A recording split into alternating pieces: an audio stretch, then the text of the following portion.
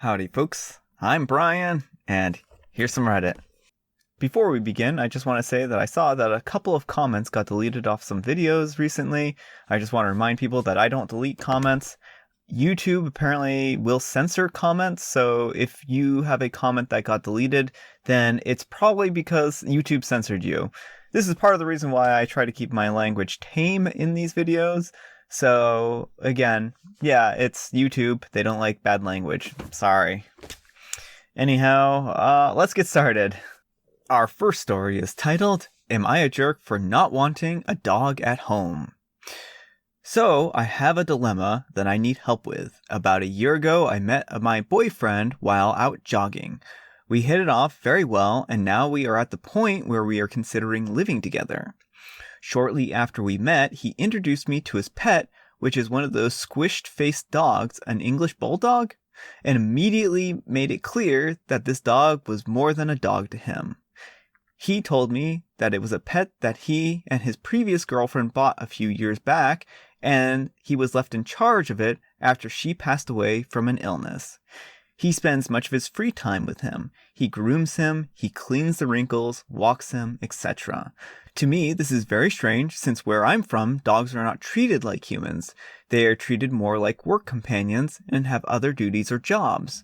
But this dog sleeps the entire day and only gets up to eat and goes on a walk to readjust his location depending on where my boyfriend is. And after spending more time at their house, I notice that the dog is a little gross. He farts, he burps, he snores extremely loud, and is just overall unpleasant. I didn't say anything because he is very well behaved. He doesn't ever bark or jump on anyone, and always walks without a leash at the side of my boyfriend. When I brought the idea of us moving in together, my boyfriend was fond of the idea and got excited.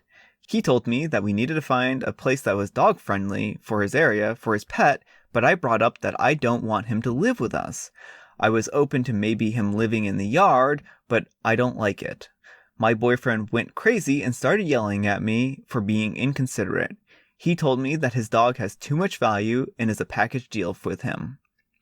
I think he's only attached to this dog because of his ex-girlfriend. He is using the pet as a crutch to help him grieve and therefore not moving on. I told him that maybe if he went to therapy, he wouldn't need the dog, and he just gave me a blank stare and left.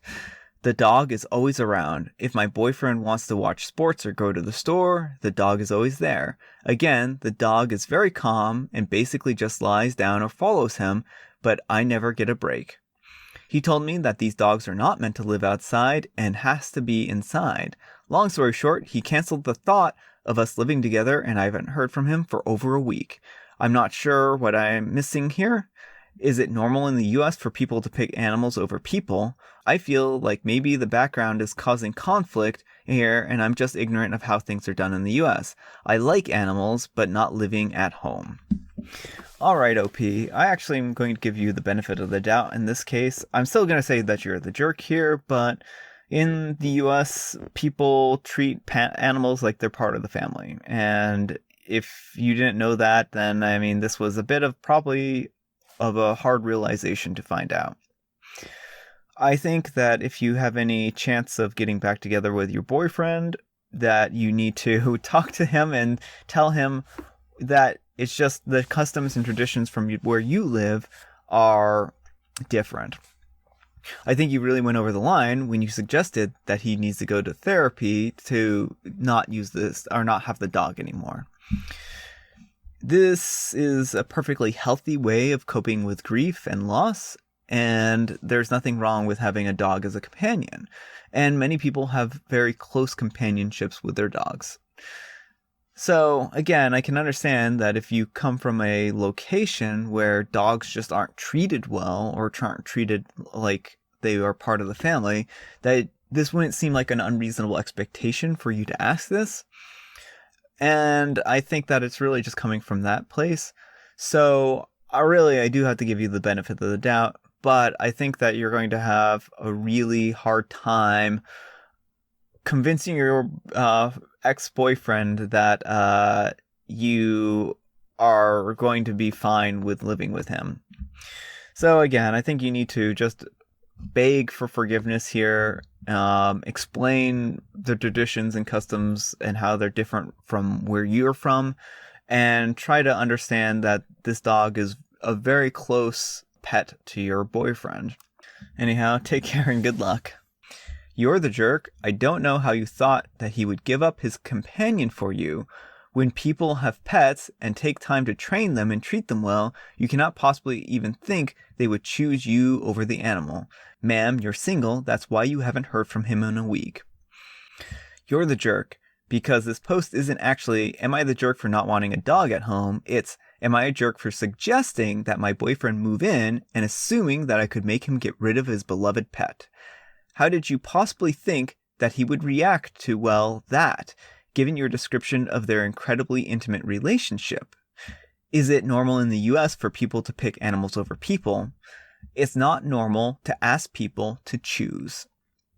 So yeah, I think that sums up a lot there. And again, I think that this is more that they just don't have a good understanding of the culture here. And I think that that's where things went wrong.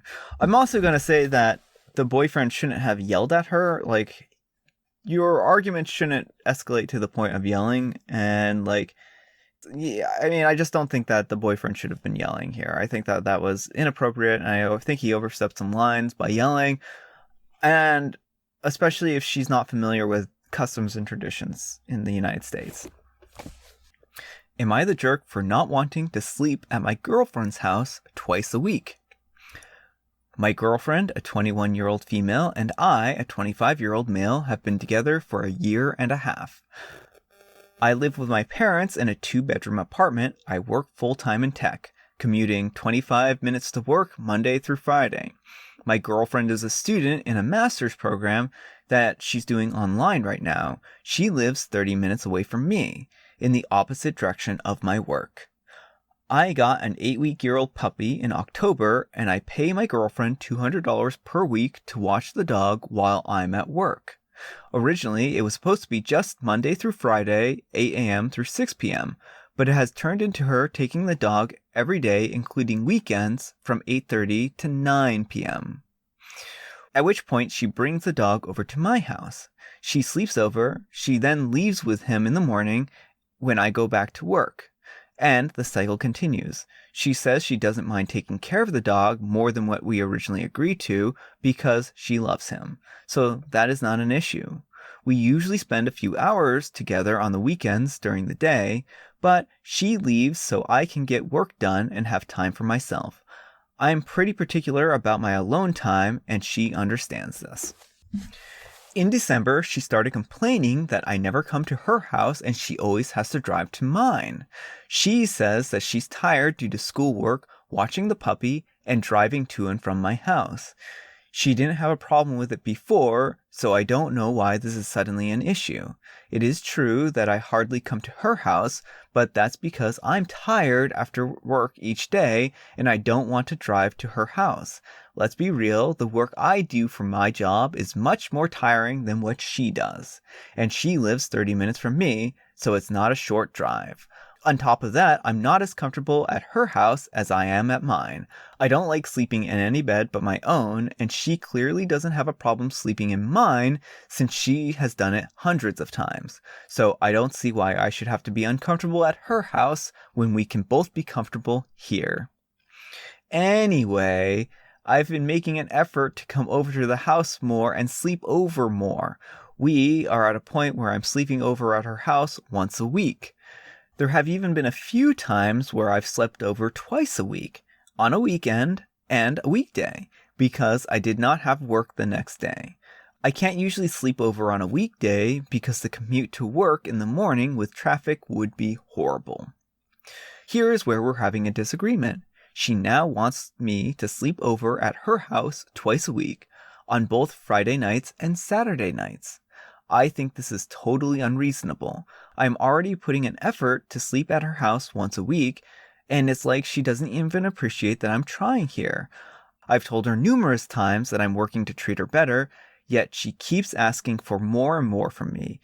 It's honestly getting annoying that she keeps complaining when I'm trying my best, and doing something that I don't want to do just to make her happy. Am I the jerk for not wanting to sleep over twice a week, or is she for asking me to? Alright, OP. I think your lack of self-awareness here is astounding. So, first off, she lives 30 minutes from you, which means that she is spending at least an hour a day driving, if she's driving to your house and staying the night and then driving back. Really, it seems like this is a really raw deal for your girlfriend. Then, on top of that, you're like, I'm not as comfortable at her house as I am at mine. Well, what makes you think that she's as comfortable at your house as she is at hers? This is just an overall, it seems like you're having a really hard time putting yourself in her shoes. On top of that, you're diminishing the work that she does at college. Like you say, she is, my work is clearly harder than her work. You don't necessarily know that. Master programs can be extremely intensive. And just because she's not, is able to work from home doesn't mean that her work is any less hard or difficult. And I mean, for instance, when I was, in my master's and PhD program, I was often spending 80, 90, 100-hour weeks doing schoolwork and everything else. So, I guess it depends on her field of study. And if her field of study is intensive, then she may very well need that extra time. And I mean, she may be falling behind if she can't put in the number of hours she needs. So I wouldn't jump to the conclusion that your work is harder than hers. So, yeah, I mean, overall, I think that you lack self-awareness here. I think that she's doing a lot for you, and I don't think this is unreasonable for her to ask you to come over to her house twice a week. Honestly, I think that you two, if your relationship here is serious enough, maybe you should consider moving in together and moving to a closer location. This just seems like a bad arrangement for everyone, and I can understand with you putting in long hours why you wouldn't want to drive a lot, but your girlfriend is probably putting in a lot of long hours too, and she doesn't want to drive a lot either. And also, I mean, yeah, you're paying her $200 a week for taking care of the puppy, and now she's not getting compensated any additional for taking care of the puppy, but she's doing more time and more energy than what she would normally be doing. So I think that in light of that too, you should at least be willing to go over there more often, since she wasn't expecting to have to come over to your house 7 days a week. So I think it's fine for her to be asking you to come over to her house 2 days a week to kind of even out the whole 7 days that she would normally have to go to your house.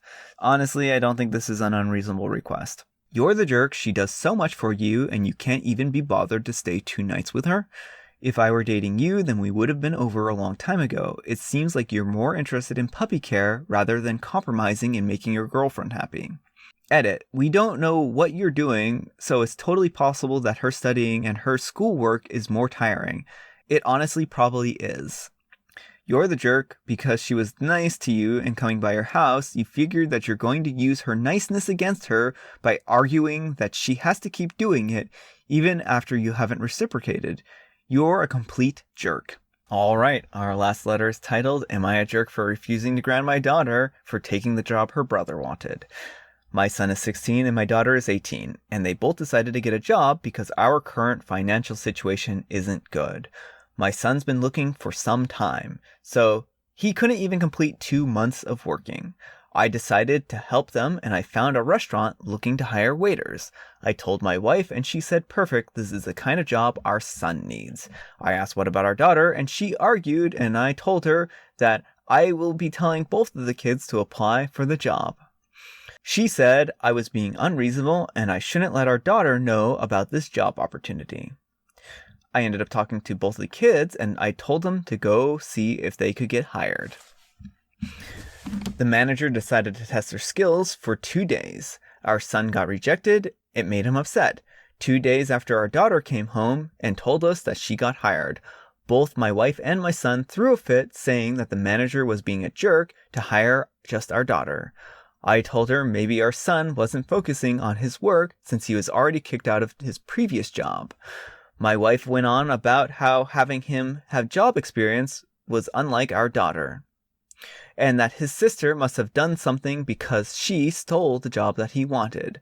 I told her to stop making excuses for him. She said our daughter should quit right away because either she meant it or not, she took his job and he feels awful about it. I disagreed, and I said that she had to talk to our daughter, demanding that she quit because the work environment must be toxic, and her brother was supposed to get the job and she took it. That's when she had to talk with our daughter, demanding that she quit because the work environment there must be toxic and her brother was supposed to get the job and she took it. Our daughter refused and her mother insisted. My wife and I had an argument last night. She demanded that I ground my daughter for stealing her brother's job after she refused to quit. That it's the right thing to do or he'll resent it.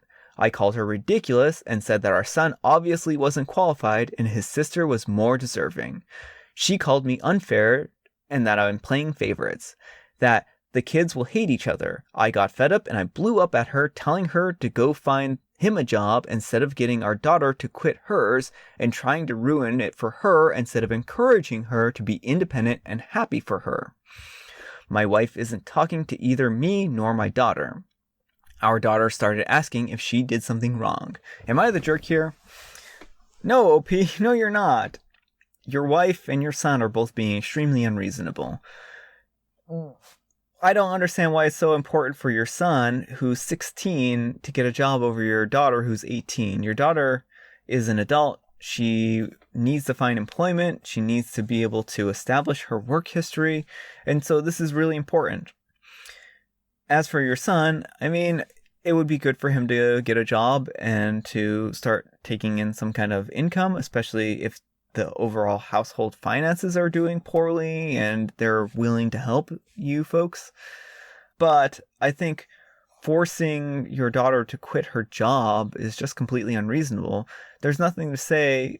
Here's the thing. If the son was unqualified for the job, even if the daughter quits right now, then the restaurant owner is probably going to find someone else because the son isn't as qualified. So that's just the reality of the situation. And yeah, I mean, it's awful that he didn't get the job, but, you know, there are other jobs out there. So yeah, no, I don't think you're the jerk here. Not the jerk, your son probably can't hold a job since your wife keeps coddling his mistakes. Your daughter did well to get hired in this economy, and I would make sure that she understands that whatever she does doesn't warrant the kind of treatment your wife and son are giving her. Rather, it's poor reflection of the kind of people that they are. Yeah.